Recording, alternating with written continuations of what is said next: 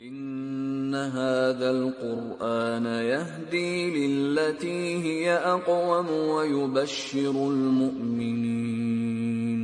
ويبشر المؤمنين الذين يعملون الصالحات أن لهم أجرا كبيرا. بسم الله الرحمن الرحيم. سورة قاف آية 36. وكم أهلكنا قبلهم من قرن هم أشد منهم بطشا فنقبوا في البلاد هل من محيص. الله عز وجل در این آیت تخویف ذکر میکرد برای مشرکین مکه که تکذیب کننده قیامت بدن. الله عز وجل با آنها تخویف ذکر میکند که وکم اهلکنا قبلهم من قرن هم اشد منهم بطشا فنقبوا في البلاد هل من محیص.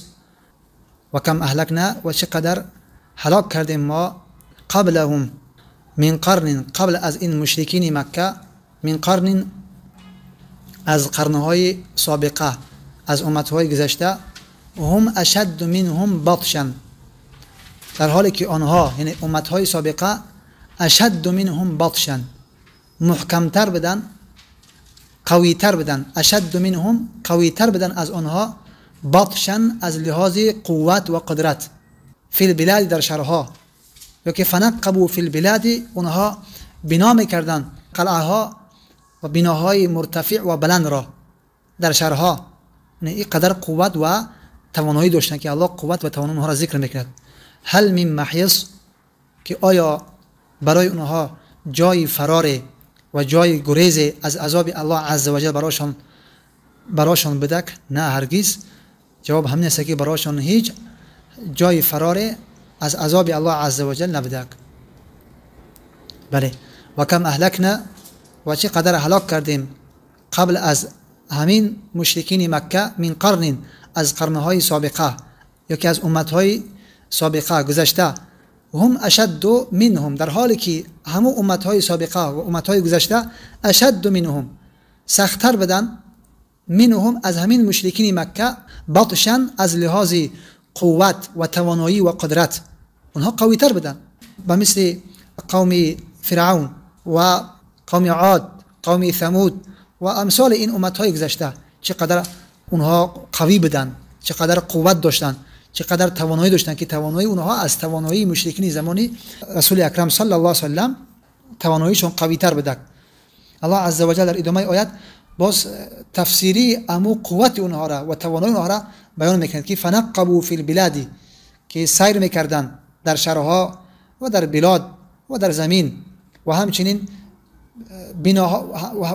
قلعه ها و بناهای مرتفع و بلند در اونها میساختن و درست میکردن، یعنی قدر قوت و توانایی داشتن. هل من محیص، آیا جای فرار و جای گریز از عذاب الله عز و جل براشان، آیا براشان هل من محیص، آیا براشان محیص یعنی جای فرار و جای گریز براشان از عذاب الله عز و جل بدک؟ نه هرگز نبدک. نه وقتی که عذاب الله عز و جل آمدک، با وجودی که قدر قوت و توانایی داشتن، نتوانستن که از عذاب الله عز و جل فرار بکنن. پس شما هم ای مشرکینی مکه هوشیار باشید که همو مصیبتی که بر امتهای قبلی، بر امتهای سابقه براشان رسیده، که همو مصیبت برای شما نآید. بله. آیا این هر کس درک میکند؟ هر کس متوجه میشود؟ نه، هر کس درک نمیکند، بلکه کسی این پندها را و این موعظه ها را درک میکند، بخصوص این موعظه ها و پندهایی که در این سوره ذکر شده هستند، بخصوص همین تذکره و همین هشداری را که الله عز و جل بیان کرد که از امتهای قبلی در لحاظ قوت و توانایی و قدرت از مشرکین مکه دیده اونها قوی تر بدن، ولیکن وقتی که عذاب الله آمد اونها از عذاب الله عز و جل فرار کرده نتونستن. الله میفرماید که ان فی ذلک لذکرى لمن کان له قلب، همانا ان فی ذلک لذکرى، هر کسی را درک میکند و این موعظه را هر کس میفهمد، بخصوص موعظه هایی که در این سوره قاف ذکر شده است، هر کسی را درک نمیکند، هر کسی را متوجه نمیشود، بلکه کسی این را متوجه میشود که دارای این سه صفت باشد. ان فی ذلک، همانا در همین، یعنی در همین اینکه امتهای سابقه تواناییشان و قدرتشان از مشرکین زمان رسول صلی الله علیه و سلم قوی تر بدن، ولی از عذاب الله عز و جل وقتی که مخالفت با پیامبراشان کردن عذاب الله عز و جل آمدک، از عذاب الله عز و جل هیچ راهی فرار کردن براشان یافت نشیدک و از عذاب الله عز و جل فرار کرده نتوانستند با وجودی که قوت و توانایی داشتن. الله میفهمه که این فی ذلک، در همین، لذکرا، به تحقیق پند است، تذکره است و موعظه است برای کسی که لمن کان له قلب، برای کسی که براش قلب باشد. او قلبی که در حقیقت با او قلب یعنی که عقل بکند، تعقل بکند و تفکر بکند و اندیشه بکند و بفهمد. او القى السمع و هو شهید، یا اینکه بیاندازد گوش شنواییش را که در حقیقت از این موعظه و از این پند یعنی که پند بگیرد و هو شهید، و در حالی که او حاضر باشد و غافل نباشد به آیات الله عز و جل، به موعظه‌ای که الله میکند، به تذکره‌ای که الله میدهد، به پندی که الله عز و جل میدهد، به همون حاضر باشد، غافل نباشد. بعد از این الله عز و جل در آیات 38 همون مظاهر و قدرتش را الله عز و جل ذکر میکند. ولقد خلقنا السماوات والارض وما بينهما في 6 ایام، به تحقیق خلق کردیم ما آسمان ها و زمین را، و ما بینهما، و هر آنچه که در بین این آسمان ها و زمین است، فی 6 ایام، در 6 روز. در 6 روز ما الله میفرماید که خلق کردیم، یعنی از روزی یک شنبه تا روزی جمعه. و ما مسنا من لغوب، الله میفرماید که برای ما نرسیدک هیچ خستگی، برای ما هیچ خستگی برای ما نرسیدک. الله عز و جل قدرت ایرم دارد که کمتر از 6 روز هم الله خلق بکند. بله، و ما مسنا من لغوب، الله میفرماید که ما این آسمان ها و زمین را و هر آنچه که در بین اینها است در 6 روز خلق کردیم. و ما مسنا من لغوب، برای ما هیچ خستگی برای ما نرسیده. فاصبر علی ما یقولون و سبح بحمد ربک.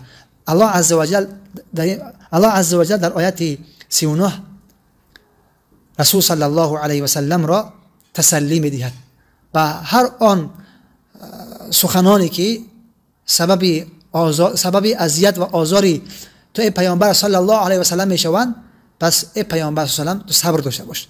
هر آن سخنانی که این یهود و مشرکین برای تو میگن و بر علیه تو میگن که سبب اذیت و آزار تو میشود، پس ای پیامبر صلی الله علیه و سلم پس صبر داشته باش.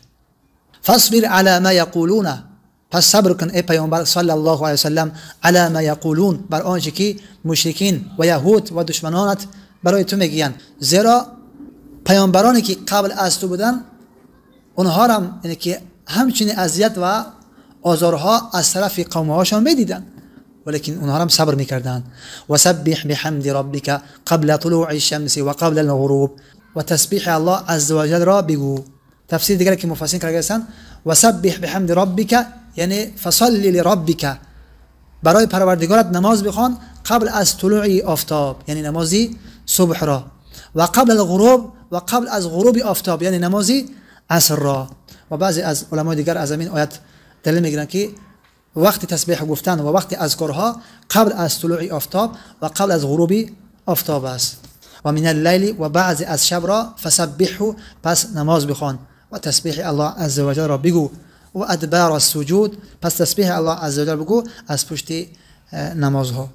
و بعضی از مفسرین دیگر و من اللیل نماز شام و نماز خفتن را ذکر کرده هستند. و من اللیل که و از شب نمازت را بخوان، فسبحوا، پس تسبیح الله عز و جل را بگو، تسبیح الله عز و جل را بگو.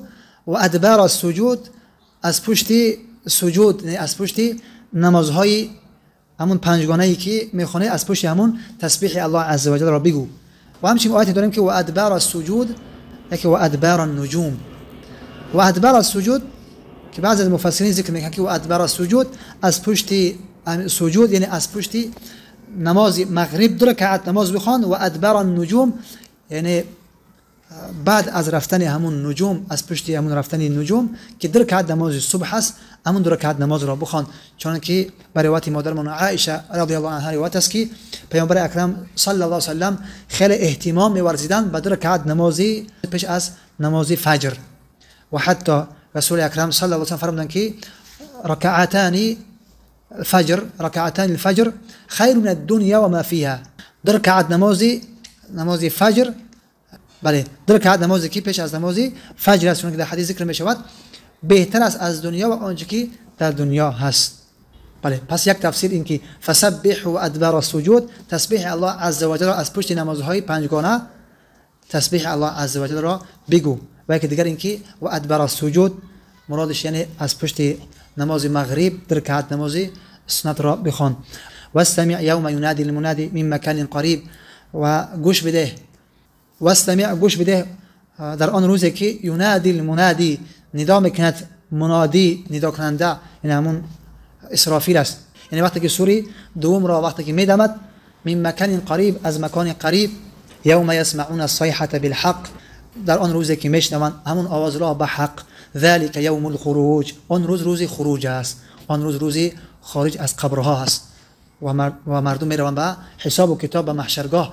الله میفرماید که انا نحن نحیی و نمیت، ما زنده میکنیم و نمیت و میمیرانیم، و الینا المصیر و به سوی ما است بازگشت، مرجع و بازگشت مردم به طرف ما است و مورد حساب و کتاب قرار میگیرند و همه مردم به طرف ما باز دوباره برمیگردند.